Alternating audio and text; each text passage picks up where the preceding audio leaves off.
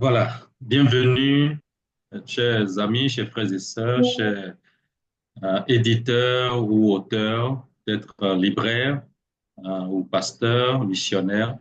Bonsoir à chacun de vous. Vous êtes enregistrés pour ce webinaire. Vous êtes en- au bon endroit parce que nous allons commencer ce webinaire dans, dans un instant. Bienvenue à chacun de vous.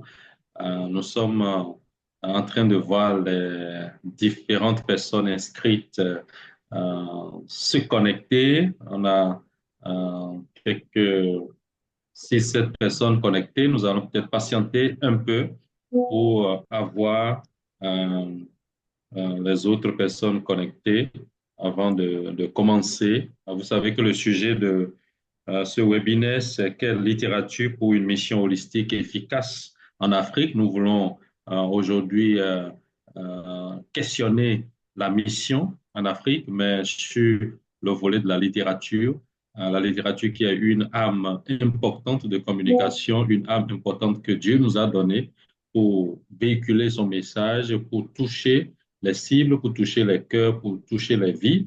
Et donc, nous voulons voir comment est-ce que cet outil impliqués dans la mission de façon globale. Et nous sommes avec un spécialiste de la mission aujourd'hui. Alors, donc, une fois encore, je vous souhaite la bienvenue. Merci à ceux qui se connectent d'un peu partout, que ce soit en RCA ou en France, ou aux États-Unis ou à Madagascar. Nous vous disons bonsoir, bienvenue à chacun de vous dans ce webinaire. Euh, Nous allons commencer ce webinaire, bien que une grande partie des personnes enregistrées ne sont pas encore connectées, peut-être quelques instants encore pour, euh, pour nous assurer que nous avons un nombre considérable pour lancer les discussions. Nous disons merci à l'organisation internationale MAI qui, dans chaque année, fait l'effort de euh, organiser 3 à 4 webinaires en langue française pour notre cible, notre public.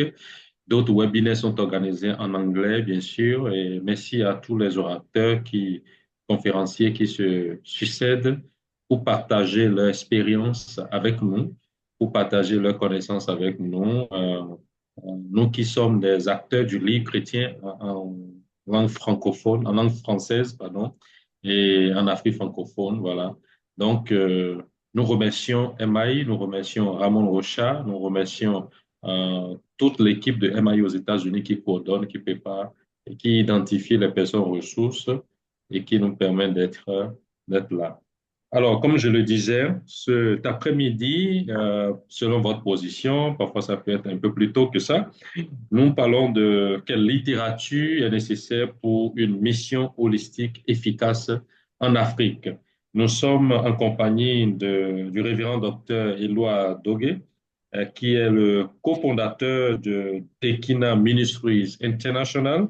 Il est aussi le vice-président du ministère Notre Pain Quotidien pour la région Afrique. Il est basé à Nairobi, au Kenya. Bonsoir, docteur. Oui, bonsoir. Comment allez-vous? Voilà.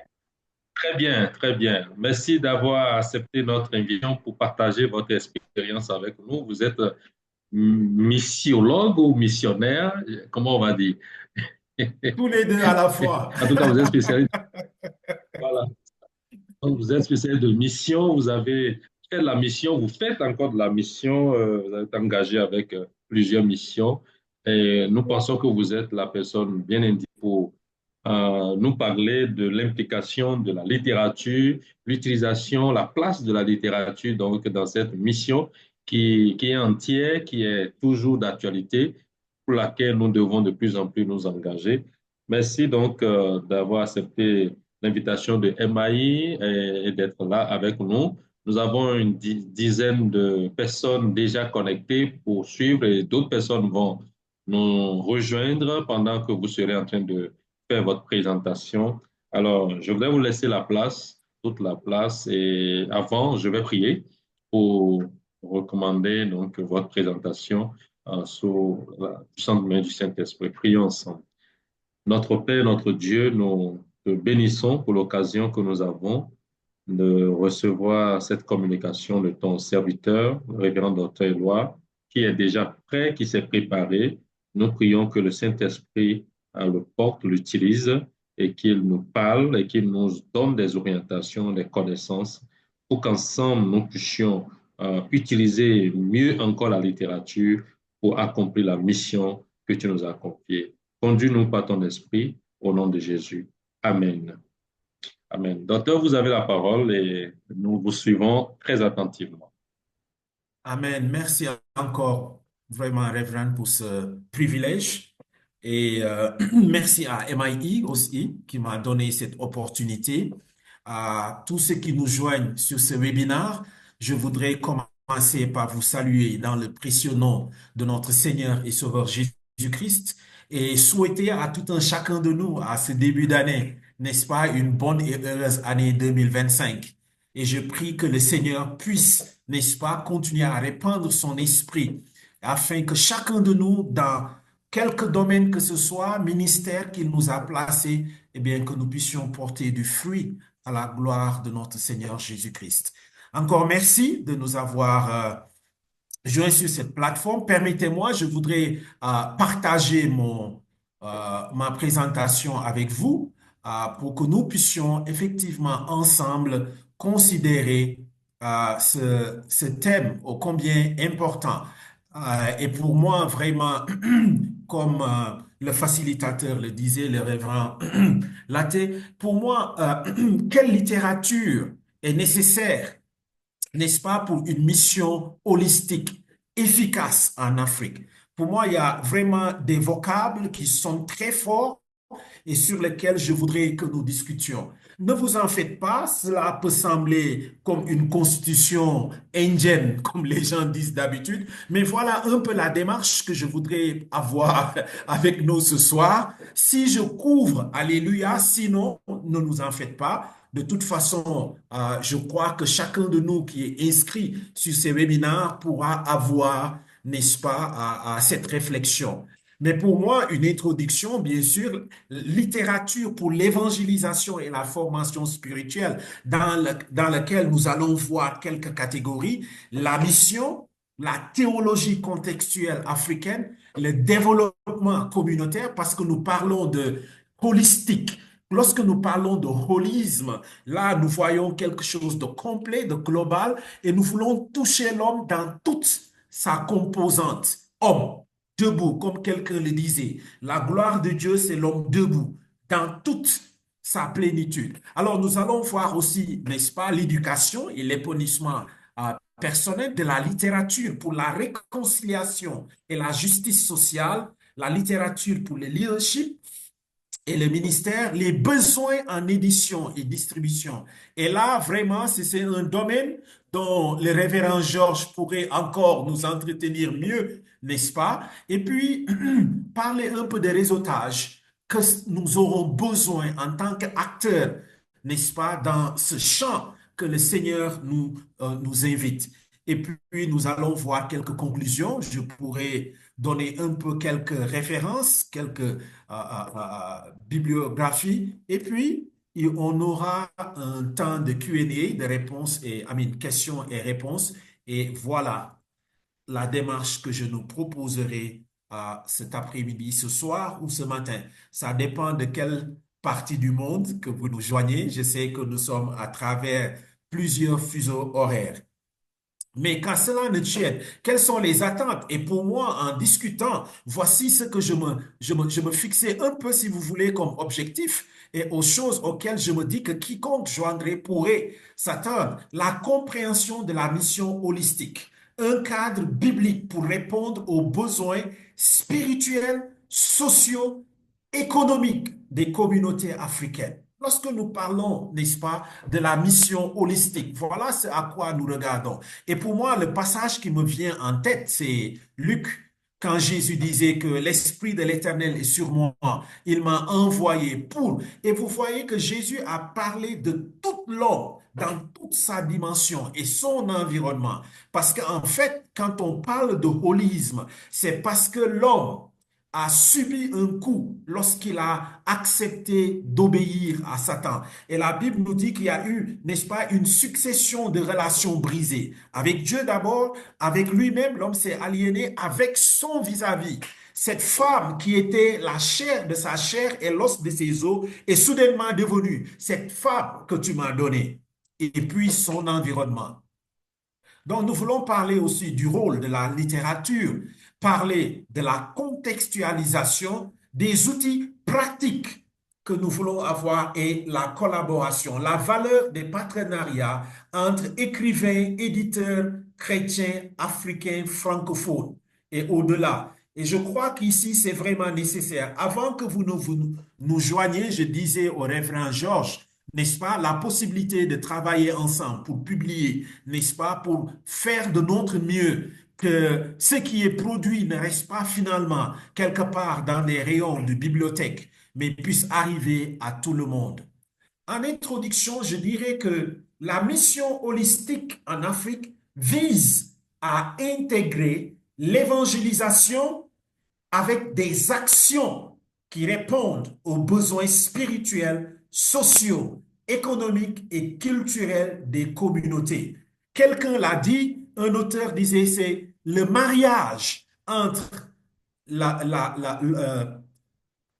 la, la grande commission et le grand commandement de Dieu. Tu aimeras le Seigneur ton Dieu de tout ton cœur, de toute ton âme, de toute ta force. Tu aimeras ton voisin comme toi-même. Et l'autre étant d'aller et de faire de toutes les nations des disciples. Donc, quand nous parlons de holisme, il faut voir ces deux choses qui vont ensemble. La proclamation de l'évangile et la démonstration de l'évangile.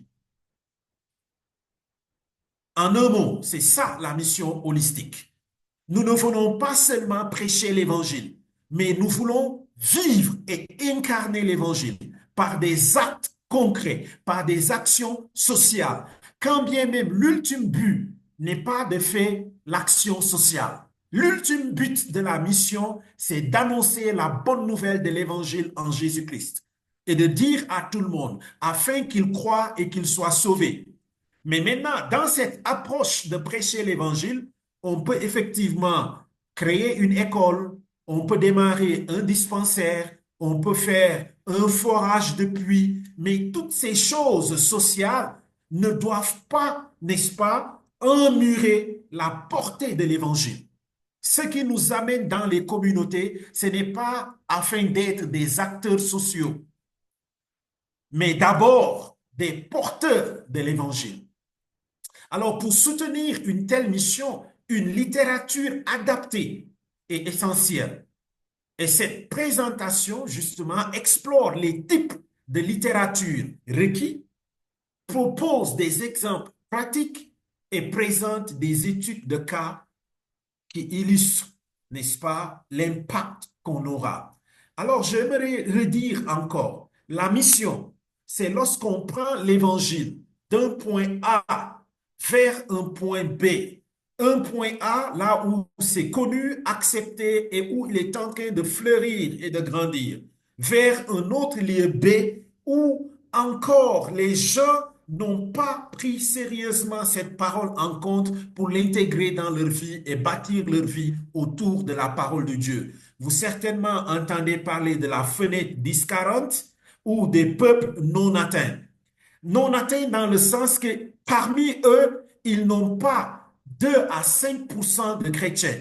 Et même encore 5% de chrétiens, c'est encore vraiment minime.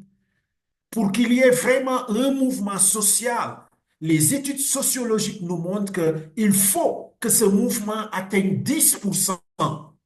Et quand il atteint 10%, certainement il ira au crescendo. Donc, la littérature pour l'évangélisation et la formation spirituelle. Mon objectif ici, c'est d'équiper les croyants et les églises pour proclamer l'évangile, tout en formant des disciples, des maisons d'édition, des distributeurs, des littéraires, des auteurs chrétiens. L'objectif, c'est ça, bien-aimés et chers collègues. Les types de littérature dont j'ai consulté et que je voudrais nous proposer ici, c'est tout manuel d'évangélisation et de discipulat, des guides pratiques sur la façon de partager la foi et de discipliner ou de plutôt faire des disciples des nouveaux croyants. Un exemple, c'est le chemin du disciple. C'est un très bon manuel, un très bon outil qu'on peut utiliser, n'est-ce pas, pour accompagner les nouvelles personnes qui ont déjà donné leur vie à Jésus. Bible et commentaires bibliques simplifiés. Honnêtement, on a vu l'étude biblique, perspective africaine et d'autres qui, n'est-ce pas, réunit des érudits chrétiens. Je suis persuadé que certains parmi vous, peut-être même en font partie, n'est-ce pas? Nous devons rendre accessible aux différents niveaux d'alphabétisation et de traduction dans des langues locales. Si en milieu francophone africain, nous allons impacter l'Église et notre société, il nous faut aller à ce niveau-là. Ce qu'on amène communément les chrétiens lambda ou les citoyens lambda, nous devons pouvoir amener cet évangile à leur niveau. J'en parlerai plus tard quand je vais parler de contextualisation. Mais les Bibles doivent être accessibles. Des Bibles doivent être disponibles. Des commentaires bibliques doivent être simplifiés. Vous conviendrez avec moi qu'encore en Afrique, un très grand pourcentage n'a pas le luxe d'aller à l'école. Donc, si c'est compliqué, on va juste toucher une élite. Je ne dis pas que c'est mauvais. Toucher les étudiants, moi-même, étant au campus avec Campus pour Christ ou les groupes bibliques universitaires au Sénégal, on a vu un impact extraordinaire. Mais ça, c'est une infime minorité. La plus grande partie des constituants de l'Église en Afrique, ce n'est pas les intellectuels, ce n'est pas les universitaires, c'est les mamans Benz, les mamans qui vendent au marché, ce sont les tontons qui sont dans les cars rapides, etc. Donc, si nous devons vraiment les impacter avec une littérature efficace, nous devons aller à leur niveau. Des brochures d'évangélisation. Je ne sais pas, Georges, peut-être tu peux te rendre compte que de moins en moins, on peut évangélisation. Souvent, tu vois, dans une campagne d'évangélisation, vous voulez faire du porte-à-porte, mais il n'y a pas de littérature, il n'y a pas de brochure. À l'époque, je me rappelle, Campus pour Christ avait les 4 lois spirituelles. Je ne sais pas si ça existe encore. Souvent, tu cherches. Donc, je voudrais nous inviter ici en tant qu'orateur, j'allais dire auteur, écrivain et des maisons d'édition et des publications. Retournons à la base. Produisons des brochures d'évangélisation et d'édification. L'exemple pratique ici, c'est, n'est-ce pas, la traduction de la Bible.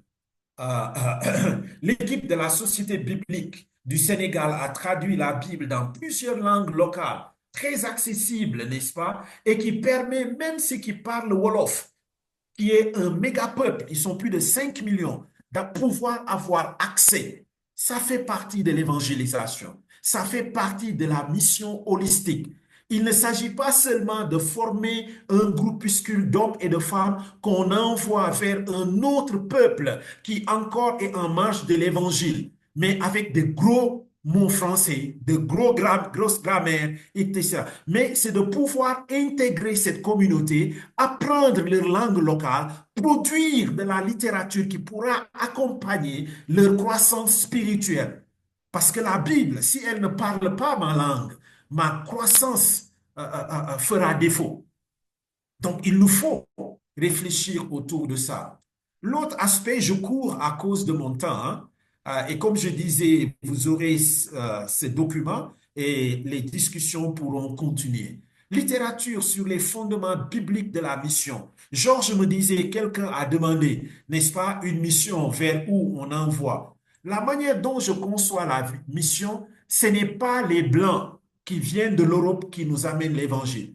Oui, peut-être au 17e, 18e, 19e siècle, Ils nous ont amené l'évangile. Mais aujourd'hui, vous conviendrez avec moi que des Africains vont vers ces nations avec l'évangile aujourd'hui. Et d'ailleurs, pour les décennies à venir, l'Afrique jouera un grand rôle. Et quelqu'un l'a dit aujourd'hui, mission is from everywhere to everywhere. La mission, c'est de partout vers partout. Il n'y a pas un peuple ou un groupe de peuples qui pense être le détenteur de l'évangile. Ces temps-là sont révolus. L'Afrique a un rôle extraordinaire. Et avec le Global Shift, il est dit, l'Afrique est devenue le continent où il y a plus de chrétiens dans le monde. Ça veut dire que l'Afrique a un rôle à jouer. L'Afrique a un évangile à porter. Je ne dis pas un évangile africain du tout, mais l'homme africain contribue, n'est-ce pas, à l'avancement de la prédication de l'évangile vers ces peuples-là qui sont encore non atteints. Il est vrai, à l'heure où je vous parle, on a presque 14 pays en Afrique dans lesquels on n'a même pas 1% d'évangéliques. Le cas du Sénégal, mon pays par exemple, la Tunisie par exemple. Donc on en a, mais n'empêche, l'évangile prospère dans plusieurs autres pays en Afrique et ces gens-là sont en train d'amener l'évangile. Peut-être pas d'une manière classique comme missionnaire. Peut-être c'est des étudiants, peut-être c'est des travailleurs, peut-être c'est des faiseurs de tentes, peut-être c'est des gens qui font le business as mission. Mais aujourd'hui, globalement, vous ne pouvez pas parler de la mission et du progrès de l'évangélisation et laisser l'Afrique en rade. Mais quand on parle encore de cette littérature, il doit être une littérature abondante sur la Grande Commission ou l'Ordre suprême, la déclaration de la mission, le rôle de l'Église comme sel et lumière. Des exemples pratiques ici que nous pouvons voir. Il n'y a pas que John Stott, il y a le livre Africa to the Rest que Dr. Perby ont écrit. C'est un ouvrage extraordinaire. J'ai le privilège de faire partie d'un panel qui est en train de le traduire sous forme de manuel qu'on va utiliser dans des collèges bibliques, des collèges théologiens, etc., etc. Donc, ça arrive et il faut que nous y préparions, mais aussi de la littérature sur la théologie contextuelle africaine. Peut-être vous avez entendu le docteur Follet, le professeur Follet, qui est en train vraiment de pousser par rapport à la contextualisation. Bon, ce n'est pas encore ancré dans nos vocabulaires, dans notre théologie, mais c'est a good attempt, j'allais dire en anglais, n'est-ce pas? C'est quelque chose d'extraordinaire. Ça est en train de montrer qu'il y a des gens conscients et qui sont en train de travailler et de faire de leur mieux pour que cela puisse arriver. Donc, c'est des ouvrages qui intègrent des enseignements bibliques au contexte culturel africain, abordant des questions telles que la pauvreté, l'injustice, le tribalisme et la réconciliation. D'ailleurs, ce qui se passe aujourd'hui en RDC, à Goma, précisément, avec le Rwanda, la RDC, etc., sont des sujets qui nous interpellent en tant qu'Africains, mais aussi théologiens ou missionnaires, missiologues ou simplement chrétiens africains. Le rôle de la famille et de la communauté dans la mission. Aujourd'hui, si les gens veulent nous faire croire qu'un homme peut marier un homme ou une femme épouser une femme, ça pose problème. Ça, ce n'est pas le cas en Afrique. Mais malheureusement, on nous l'impose, cette discussion. Et si nous n'y prenons garde, la littérature va envahir nos écoles et nos centres de formation, proposant les gens d'accepter ce mode de vie qui n'est pas africain et qui, ma foi, n'est pas du tout biblique non plus. Donc, les croyances traditionnelles africaines et leur interaction avec le christianisme, qu'on le veuille ou pas, aujourd'hui, on a beaucoup de pasteurs qu'on confondrait à des charlatans. Tu pars voir le office religieux, tu te demandes, est-ce que si tu es chez le Macumbero au Brésil, ou chez le Sangoma en Afrique du Sud, ou chez le Babalao au Nigeria, pourtant, il se dit chrétien et il invoque le nom de Jésus de surcroît. Donc, quelques recommandations ici rapidement. C'est des auteurs africains comme John Beatty, entre autres, Kwame Bediako, n'est-ce pas, et qui pourraient nous aider. Bon, ça, c'est des auteurs anglophones, mais on en a aussi francophones. La littérature pour le développement n'est-ce pas? Il nous faut ça parce que nous parlons de missionnaire, de mission holistique, le développement communautaire. Comme je disais, la pauvreté, ce n'est pas seulement vivre au-dessous du seuil de 1 dollar. Il n'y a pas plus pauvre que celui qui n'a pas Jésus, les amis.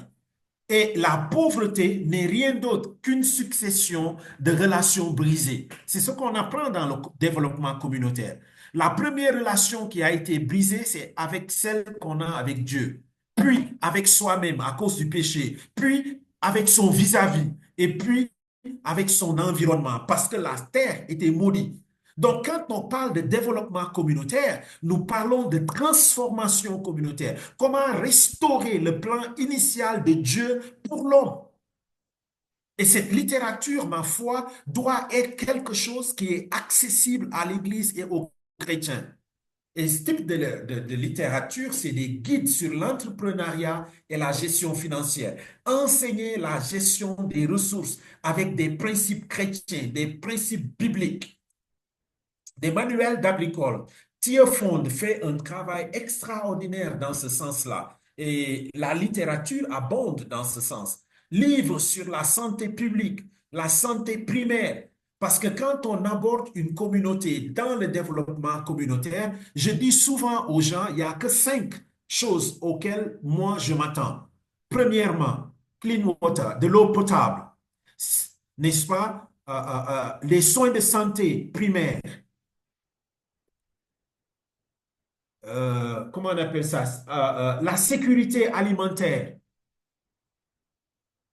le développement économique et la capacitation pour que les communautés soient interagissantes. Quand on règle ces choses basiques, définitivement, on aurait ouvert des portes qui pourraient faciliter, n'est-ce pas, l'entrée de l'évangile. En Ouganda, par exemple, une organisation missionnaire a publié un manuel agricole intitulé Cultiver avec Dieu.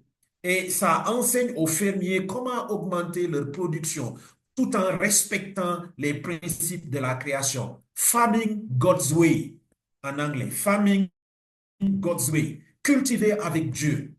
Il nous faut aussi de la littérature pour l'éducation et l'épanouissement personnel.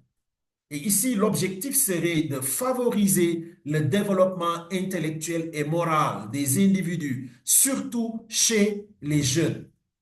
De la littérature pour les enfants. Aujourd'hui, si on n'occupe pas nos enfants, c'est l'ère du TikTok, l'ère de Instagram, you name it. Et je suis désolé, hein, ces choses vraiment conveillent beaucoup de bonnes informations.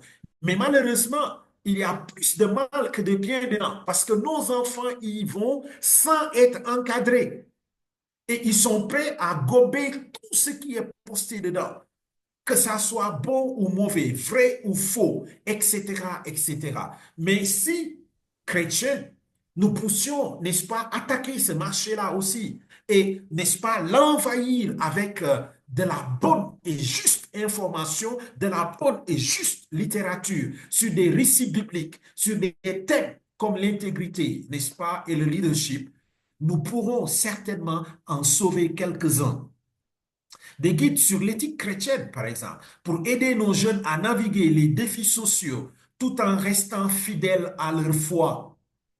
Des biographies, n'est-ce pas, inspirantes, des récits des chrétiens africains. On a tellement d'aînés qui ont été là, n'est-ce pas, que certains sont auprès du Seigneur, d'autres sont encore avec nous, qui ont écrit des volumes que Dieu a utilisés, que nos enfants ignorent.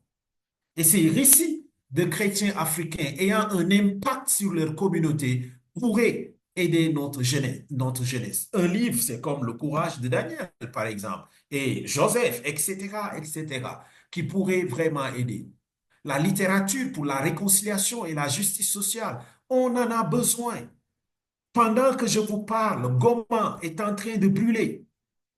Alors, il faut promouvoir la paix et l'unité dans des contextes de conflit et d'injustice. Nous devons écrire, nous devons publier, nous devons enseigner, nous devons engager nos jeunes gens par rapport à cette littérature-là. Des manuels sur la médiation et la résolution des conflits. Je me rappelle le docteur Tayabe avait écrit quelque chose comme ça, un manuel, n'est-ce pas, une série pour le primaire, si j'ai bonne mémoire. Mais nous devons fournir des outils bibliques pour résoudre ces tensions-là, afin que le narratif change. Des livres sur la justice sociale, montrer comment la foi chrétienne peut répondre aux inégalités sociales et économiques. Des récits d'expérience, partager des témoignages de transformation des contextes de guerre ou de division. Je me rappelle du cas du Rwanda entre 94 et 16, où toutes les missions pratiquement se sont concentrées, ont produit, il y a eu beaucoup de réconciliation. Malheureusement, voilà là où on en est aujourd'hui. Parce qu'il n'y a pas eu le suivi et l'accompagnement qu'il faut. Les gens ont vite dormi sur leur laurier. On pensait qu'on est arrivé.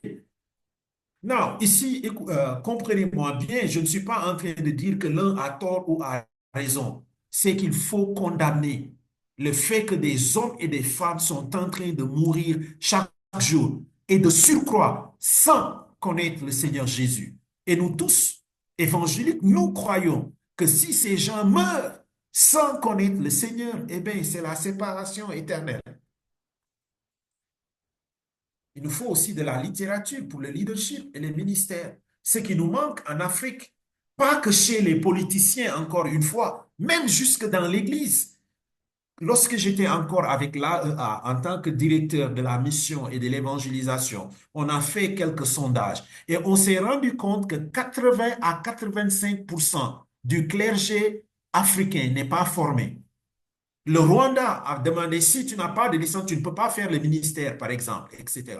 Et on a beaucoup de gens qui, chaque jour, ouvrent des églises comme des boutiques qui n'ont aucune formation, ni biblique, ni théologique. Et ils sont en train de faire le ministère. Et voilà pourquoi il y a toutes sortes de dérives. Il faut que nous puissions aider ces leaders chrétiens, pas les demander d'arrêter, non, mais de les encadrer pour les aider à acquérir ces compétences afin de mieux servir. Beaucoup parmi eux sont sincères. Beaucoup parmi eux ont fait beaucoup de sacrifices pour être dans le ministère.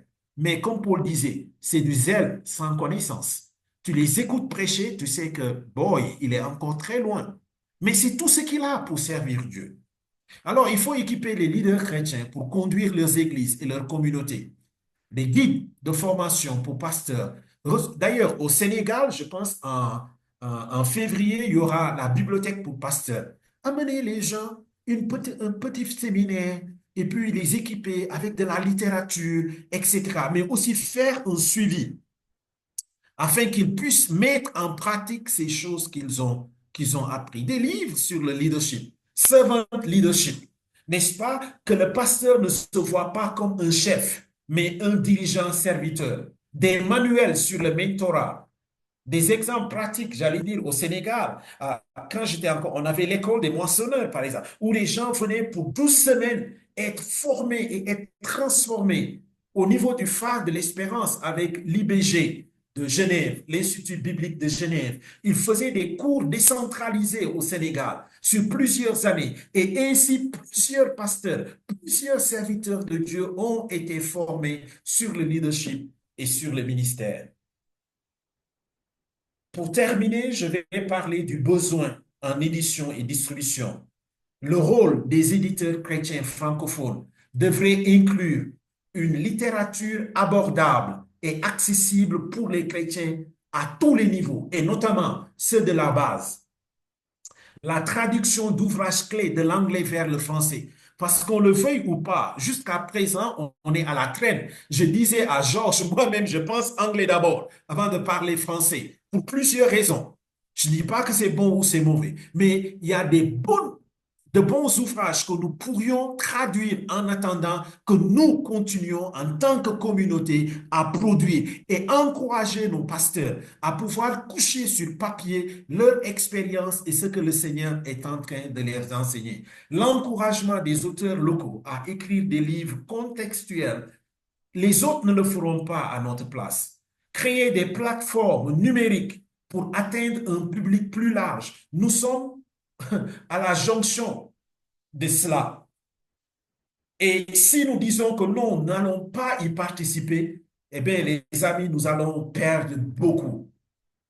Des réseaux de collaboration. Comment pourrons-nous échanger entre nous? Je sais, il y a Africa Speaks, par exemple. Il y a LATAF, il y a pas mal de plateformes et de réseaux. Mais pourrons-nous sérieusement nous engager dans un réseautage, dans un réseau de collaboration, n'est-ce pas, d'écrivains et d'éditeurs chrétiens pour organiser des séminaires, former des institutions théologiques pour des ressources contextuelles, où dans ces séminaires, on va inviter des experts en la matière qui pourraient nous aider, avec les églises et les organisations missionnaires pour des guides pratiques, en invitant des missiologues, en consultant avec des missionnaires. Et encore une fois, ici, missionnaire ne veut pas dire occidental ou occidentaux.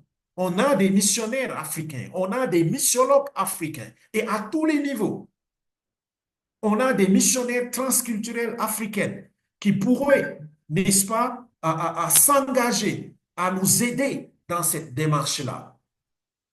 Et avoir des réseaux régionaux, comme par exemple l'Association des évangéliques en Afrique francophone, dont moi-même j'en fais partie, ATAF, je crois que mon frère Georges aussi en fait partie, et d'autres, mais organiser ça de telle enseigne qu'il y aura une animation régulière qui pourrait nous aider à réfléchir ensemble autour de l'essentiel pour créer cette littérature, n'est-ce pas, qui pourrait aider le chrétien africain à pouvoir atteindre cette mission à la gloire de Dieu. En conclusion, je dirais, pour une mission holistique efficace en Afrique, il est crucial de développer une littérature qui répond aux besoins spirituels, j'insiste, mais aussi aux besoins sociaux, aux besoins culturels et aux besoins communautaires.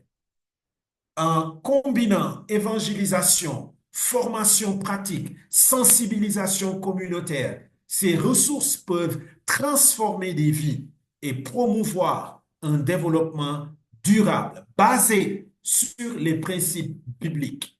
Alors, les écrivains et les éditeurs chrétiens jouent un rôle clé dans cette vision. Bien-aimés, voilà un peu à la ramassée ce que j'ai préparé ce soir pour nous. Et je crois que, n'est-ce pas, j'ai soulevé plusieurs points et par la grâce de Dieu, nous pourrons continuer cette réflexion même au-delà de ces webinaires, alors que vous aurez, n'est-ce pas, cette présentation, vous pourrez le revisiter et je suis persuadé avec le révérend Georges et MIA, d'autres webinaires pourraient être organisés autour pour continuer la réflexion. Mais les amis, il nous faut aller en action pour la gloire de Dieu. Je vous remercie et encore merci pour votre attention. Que Dieu vous bénisse. Donc ça, c'est quelques références que j'ai visitées rapidement. Que Dieu vous bénisse et vous garde. Shalom. Révérend George, Merci beaucoup. Oui, merci à vous. merci, bien-aimé, bien sûr, docteur, pour votre brillante présentation. On a été capté du début jusqu'à la fin. On n'a pas été du tout ennuyé. C'était vraiment vivant.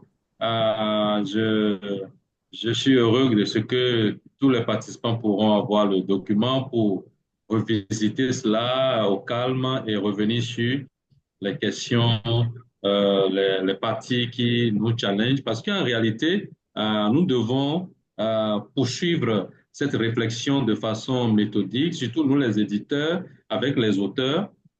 Qu'est-ce que nous devons produire et, et pour la cible, comment est-ce que nous faisons pour que notre production soit accessible, soit abordable, soit disponible près de ceux qui sont concernés. Et vous avez soulevé toutes ces questions euh, importantes, c'est très bien et je suis vraiment content de ce webinaire. Ça a été vraiment riche et donc merci une fois encore. Je voudrais que les amis notent votre contact, votre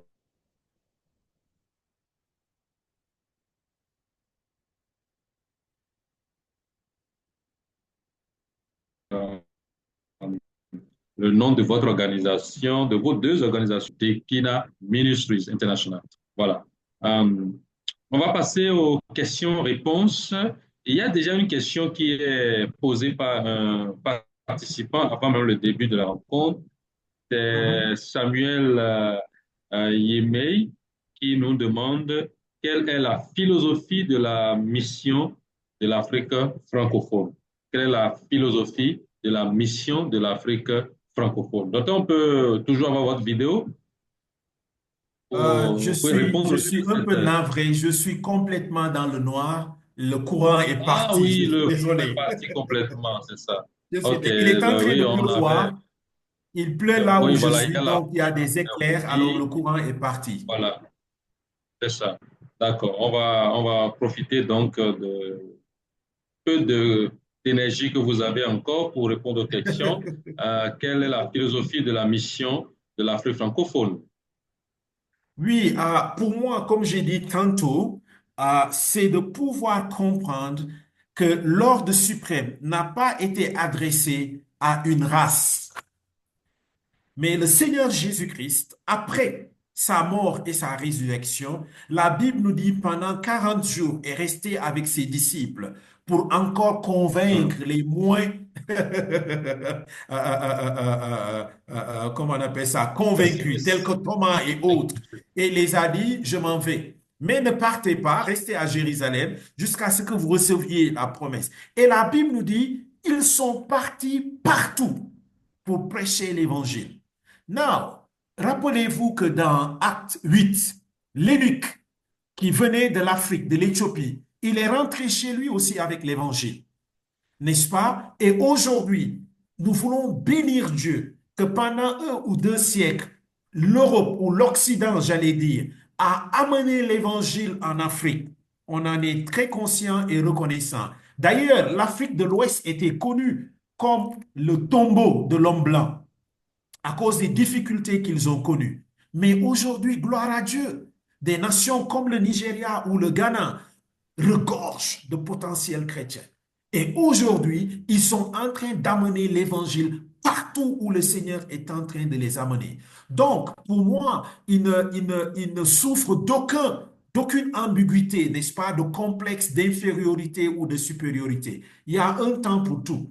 Il y a eu un temps où ils nous ont amené l'évangile, effectivement, mais il y a un temps aujourd'hui où l'Afrique est devenue, n'est-ce pas, le bastion le plus sûr de l'évangile. Et aujourd'hui, l'Afrique est en train d'amener partout. Non, j'allais dire, les francophones, on a connu un peu de retard, il faut le reconnaître, parce que la quasi-totalité de ces institutions étaient implantées en Afrique anglophone. Mais aujourd'hui, que ce soit au Bénin, au Togo, à travers l'Afrique, on a des institutions de formation en Côte d'Ivoire. Moi-même, j'ai enseigné à l'IFM, n'est-ce pas, qui forment des missionnaires africains francophones pour aller vers d'autres nations, pas que francophones. Moi, je suis francophone, mais je vis au Kenya.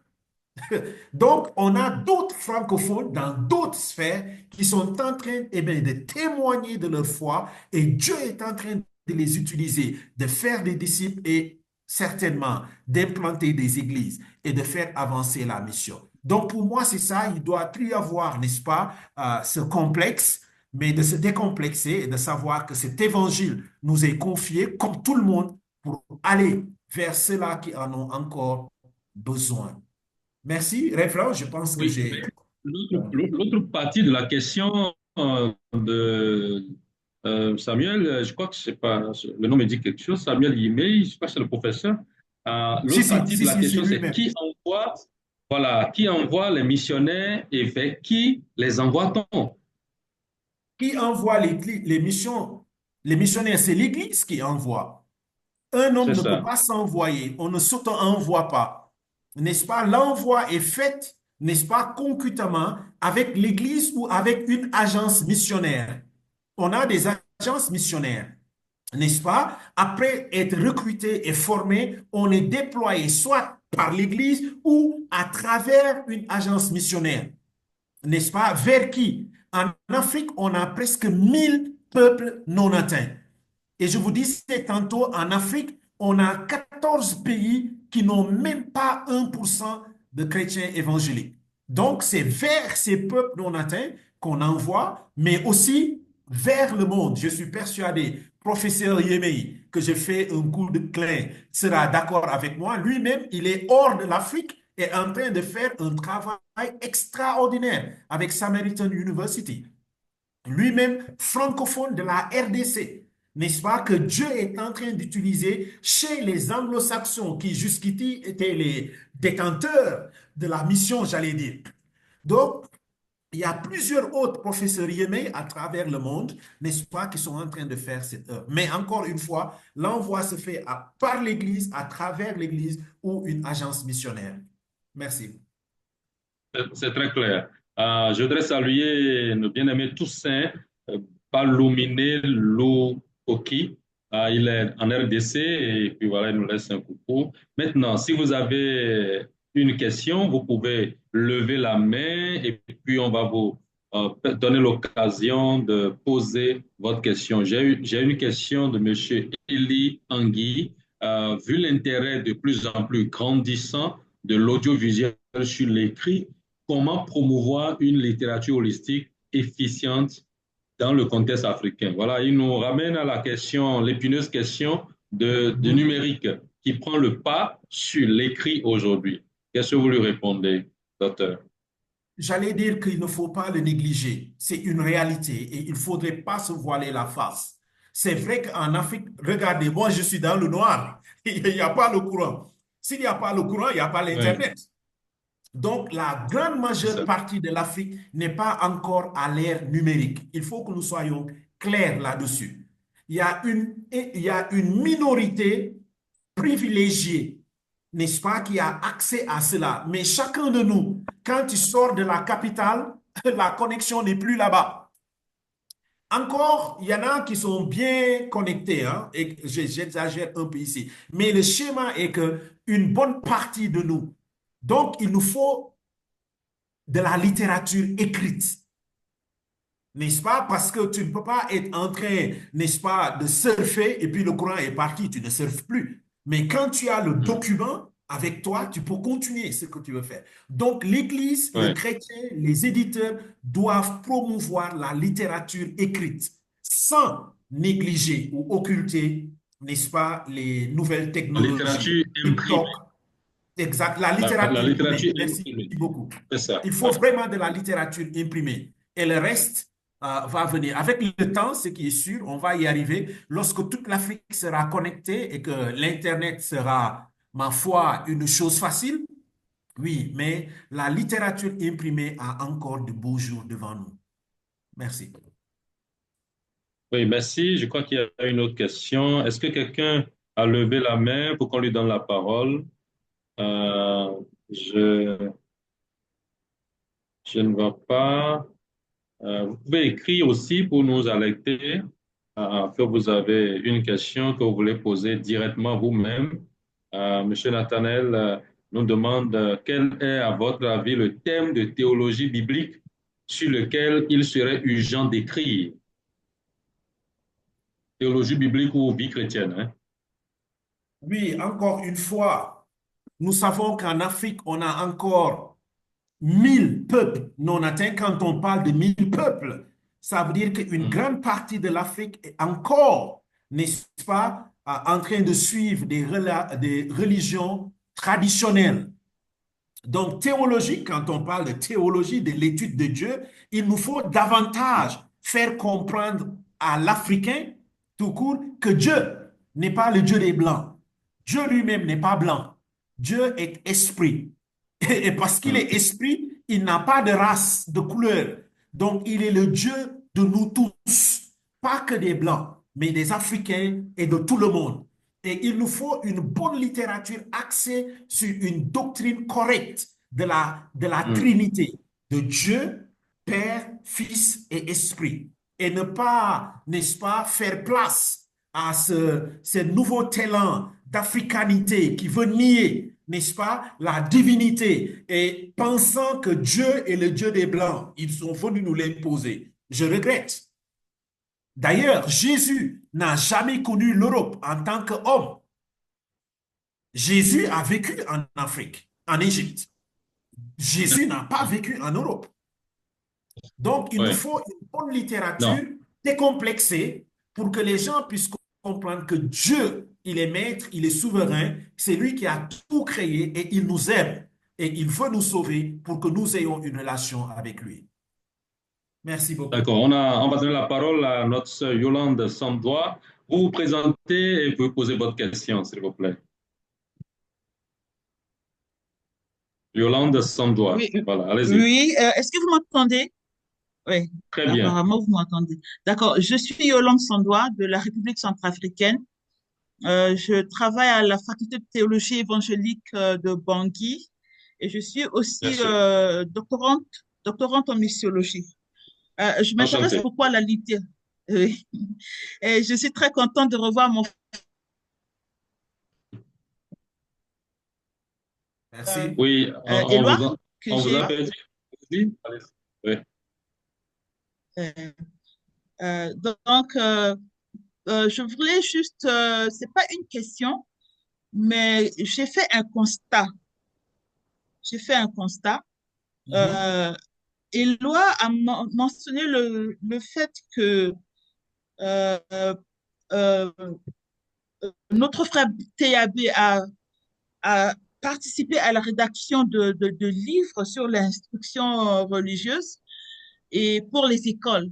Je suis en possession d'un exemplaire, de 3 exemplaires de ces livres que j'essaie de sensibiliser un peu les gens pour aider à l'instruction de nos enfants, mais je vous assure que ça tombe dans des oreilles de sourds. Hmm. Ça fait 3 ans que j'ai ces livres. Oui, j'ai rencontré une ministre pour ça. J'essaie de frapper à gauche et à droite, d'intéresser les gens parce qu'il y a un danger. Nous voyons un danger sur la manière à laquelle nos enfants sont beaucoup attirés par exemple, TikTok.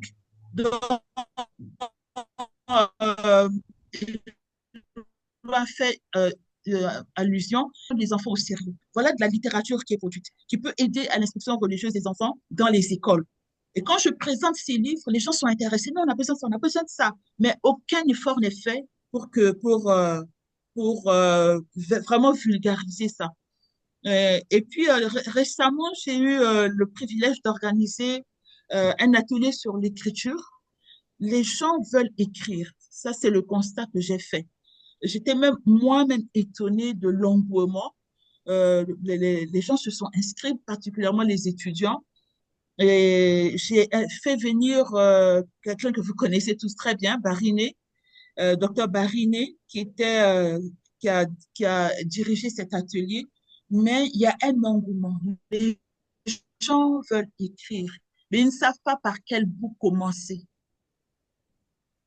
Et il y a besoin de formation dans ce sens-là. Les gens ont besoin d'être formés. Les gens veulent écrire. Moi-même, je suis impliquée dans l'écriture et ce que Éloi a dit, c'est vraiment à propos, c'est pertinent, c'est un besoin auquel nous avons besoin. Nous devons agir urgemment dans ce sens-là, particulièrement dans le cadre de l'évangélisation et de la contextualisation de l'évangile. Merci. Merci. Merci beaucoup, sœur Yolande, depuis Bangui et surtout depuis Fateb. En tout cas, merci beaucoup pour ce que vous faites déjà à votre échelle, cet atelier dont vous nous parlez. On aurait aimé voir plus d'informations. Merci beaucoup de partager avec MAI ce que vous avez fait à Bangui. Si on peut publier ça dans une lettre de nouvelles, parce que je comprends que notre frère Karini était avec vous pour cet atelier. C'est très bien. Docteur, vous voulez réagir au propos de notre sœur Yolande? Non, je suis tout à fait d'accord et je salue Yolande en passant. Je suis désolé, je suis dans le noir. Vous ne pouvez pas me voir, mais je suis content et je suis entièrement d'accord s'il est en train de dire. Et honnêtement, il nous faut davantage sensibiliser. Il nous faut davantage écrire. Il nous faut davantage partager entre nous. Les amis, à nous seuls, ni il n'y a aucune entité à elle toute seule qui pourrait accomplir cette tâche. Le secret de la réussite ici serait notre collaboration et la générosité dans le partage de l'information pour accompagner chacun à trouver ce dont il a besoin pour son épanouissement et l'expansion de l'Évangile. Merci encore, Yolande, pour ce témoignage. Merci. Je relais un commentaire de notre grand ami Tim Welsh. Il remercie Dr. Eloi pour son intervention très riche par rapport au livre écrit, livre imprimé. Il dit que vous avez raison par rapport au livre imprimé, mais le numérique avance. Il faut donc que les maisons d'édition s'adaptent pour être à l'heure. Et en tant qu'éditeur, je vois que c'est une question de grande préoccupation. On est toujours en train d'imprimer. On imprime moins de copies qu'avant. Mais le numérique, ça ne prend pas comme on pense et le besoin est là et on ne s'adapte pas encore très, très rapidement, très, très vite. Il y a beaucoup de livres que je n'ai pas encore fini de convertir en numérique pour mettre sur les plateformes et très peu de gens, effectivement, les achètent, les lisent et on est vraiment, pour investir, on est vraiment en train de jouer à l'équilibriste. Est-ce que les gens sont connectés? Est-ce que les gens ont accès à l'électricité? Est-ce que les gens ont accès aux, euh, aux moyens, aux tablettes, aux liseuses? C'est une très, très petite partie d'Afrique où tout ça est possible, mais en même temps, ça va très vite. Ça va très, très vite avec les smartphones. Les gens font beaucoup de choses aujourd'hui, ils lisent beaucoup de choses. Alors donc, je partage l'avis de notre frère Tim. On va continuer à produire, à imprimer la version papier, mais on doit de mieux en mieux nous organiser pour être prêt lorsque tout va basculer vers le numérique. Je ne sais pas si vous voulez faire un commentaire, docteur Edouard. D'accord sur lui, ce qu'il dit, Votre c'est très micro est vrai. Mais fermé. comme je disais encore, ça nous prendra un peu de temps. Nous allons y arriver. Les maisons d'édition continueront certainement, n'est-ce pas, à faire de leur mieux pour atteindre les deux cibles. Parce que l'Afrique grandit et très vite, a une croissance vertigineuse. Nos capitales africaines sont connectées. Donc, il y a une frange de la population africaine qui est bien au diapason de ces nouvelles technologies qu'on ne peut occulter ici. Et je suis parfaitement d'accord avec ce que Tim dit, mais encore une fois, la littérature imprimée ne devrait pas souffrir, ne devrait pas souffrir, C'est parce ça. qu'encore, Hum. il nous faut du chemin à parcourir. Merci beaucoup. Merci beaucoup, docteur Éloi, pour votre commentaire. Je salue Grégory Bugès qui est en France et qui nous dit qu'en France, les e-books ne font que 10% des Ah, ventes. Donc voilà voilà. un chiffre qui nous met encore, qui nous fait encore réfléchir. En tout cas, on doit avancer vers le numérique, mais on doit poursuivre à financer l'impression papier parce que si on met toutes les imprimeries en faillite, après, on va se rendre compte qu'ils auront des difficultés à se relever. Yeah, that's right. Ça, c'est vrai. Écoute, et puis, Georges, s'il est vrai en France, qui est une première puissance, n'est-ce pas, le numérique ne fait que 10%, alors ça doit nous faire réfléchir en Afrique, n'est-ce pas? Il faut continuer à commander les impressions.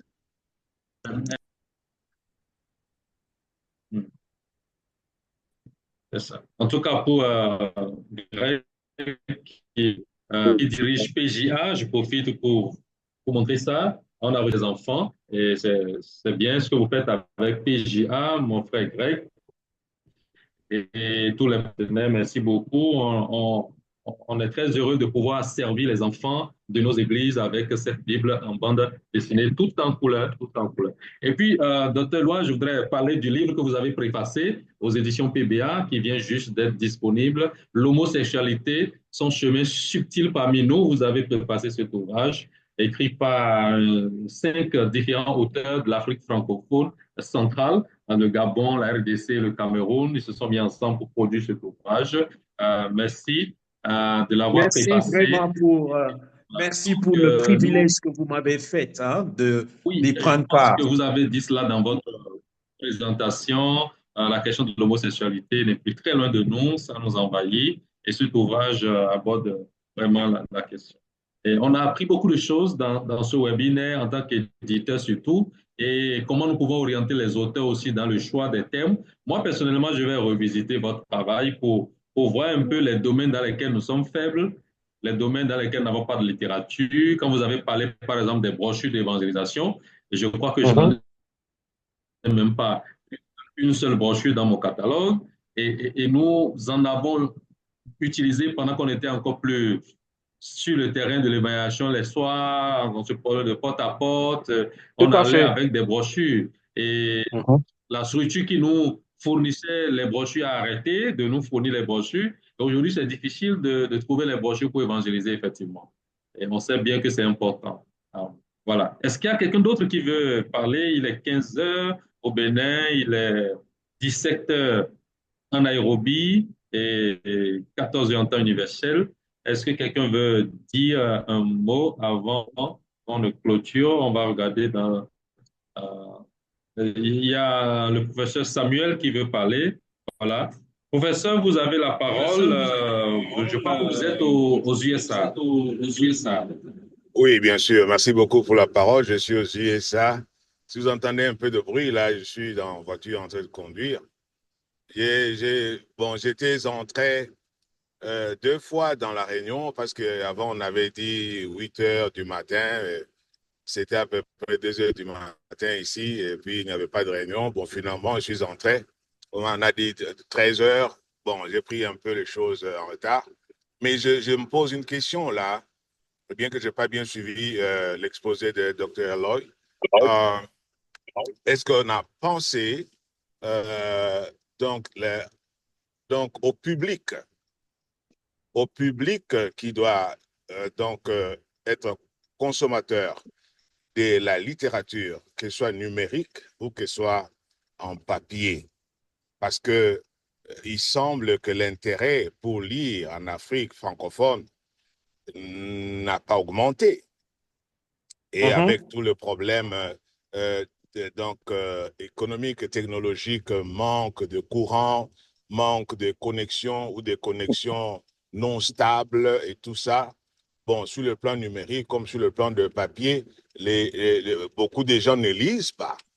Alors, lorsqu'on essaye de parler de la littérature, est-ce qu'on pense aux personnes qui doivent lire? Alors, quelles sont les dispositions qui sont prises pour qu'on augmente l'intérêt donc euh, dans la littérature parmi les readership, donc en Afrique francophone, pour que lorsqu'on produit des livres, que ce soit en papier ou que ce soit en numérique, qu'il y ait des gens qui les lisent. Parce qu'on produit les livres pour que ça soit lu par un public bien déterminé.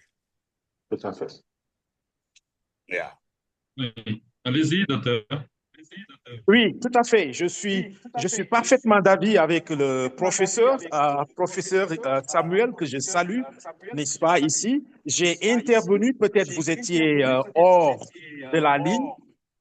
Je suis Mhm. parfaitement d'accord et cette littérature dont nous parlons doit être accompagnée de l'alphabétisation.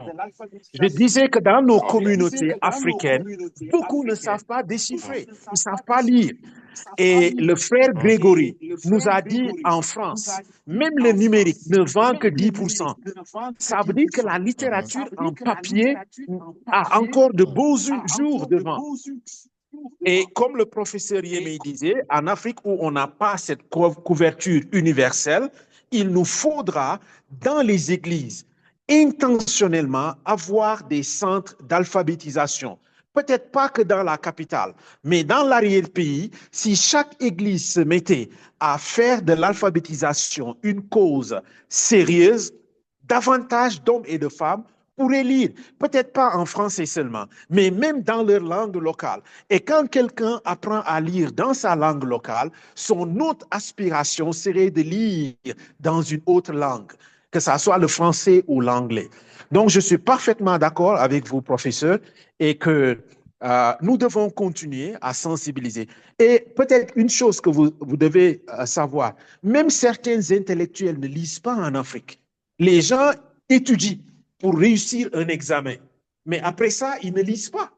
En voyageant, ils ne voyagent pas avec un livre, n'est-ce pas? Donc, cette culture même de lecture doit être développée, comme Yolande disait, en commençant avec nos enfants à l'école du dimanche, au primaire, et ce sera un accompagnement. Donc, voilà un peu ce que, pas répondre au professeur, mais être d'accord avec son analyse. Merci beaucoup. D'accord. Merci beaucoup. Professeur, vous êtes satisfait? Vous voulez réagir?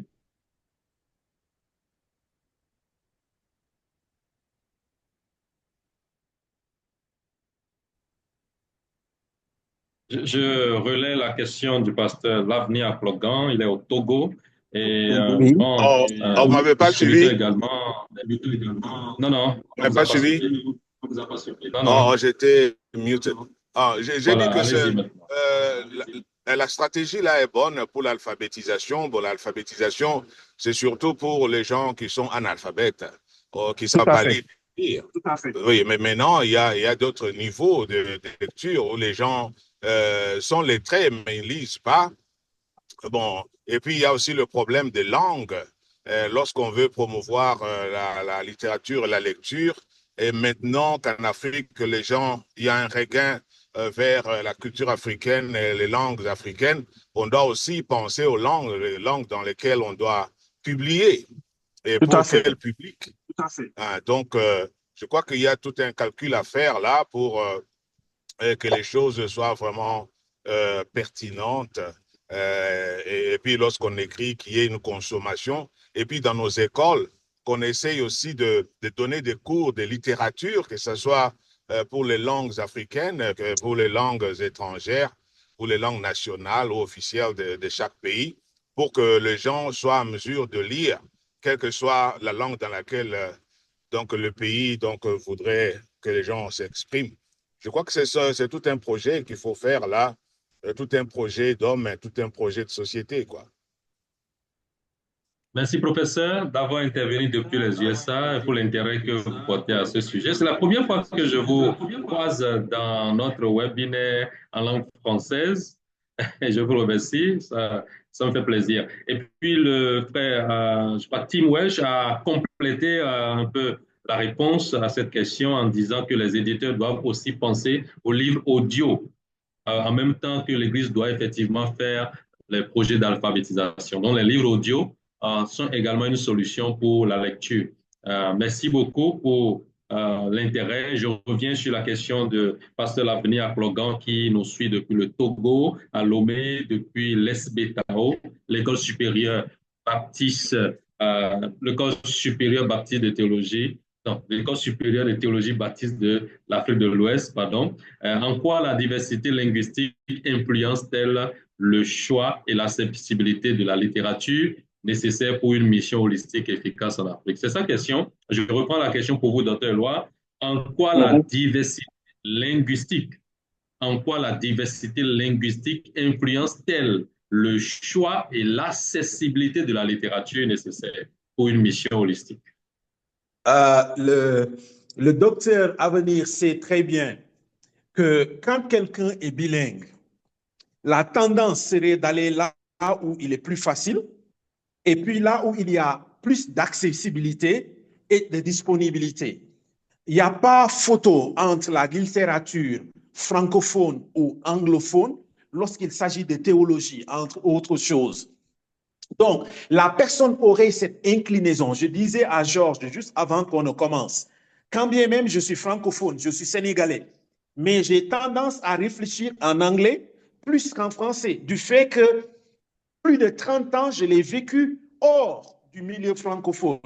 Oui, je suis francophone, je me présente partout. Ça, c'est mon lingua franca. Mais quand il s'agit de praticabilité, je disais à Georges tantôt, j'ai écrit, mais je n'ai pas écrit en français, j'écris en anglais. Quand je vais aller en français, je voudrais traduire ce que je devrais écrire en français. Donc, je suis d'avis avec vous qu'il y a une influence. Et encore une fois, c'est l'éducation et la sensibilisation dont Prof Yemei faisait allusion. Dans toute la ligne, hein, au niveau primaire, scolaire, étudiant, etc. Il faut que nous puissions inculquer nos gens l'amour de la littérature, l'amour d'écrire, l'amour de s'exprimer.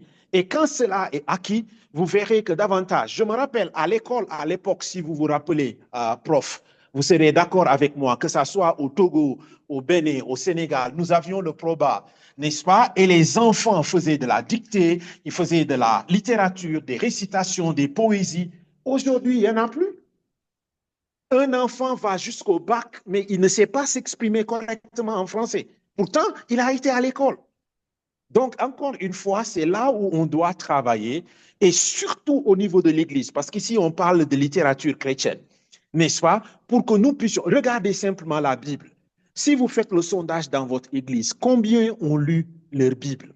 Je veux dire, Genèse à Apocalypse. Très peu de gens. Pourtant, chaque jour, ils ont leur Bible avec eux. Ils viennent à l'église, ils sont à la maison, même dans leur voiture, ils ont la Bible. Ils sont chrétiens depuis 30 ans. Ils n'ont jamais lu la Bible. Peut-être juste quelques portions.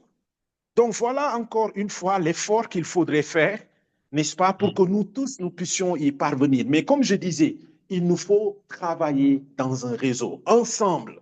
Ceux qui publient, ceux qui écrivent, ceux qui enseignent, les pasteurs, les théologiens, pour que ceci soit constamment répété. Et une fois intériorisé, nous tous, nous récolterons les fruits à la gloire de Dieu. Merci, prof. L'avenir.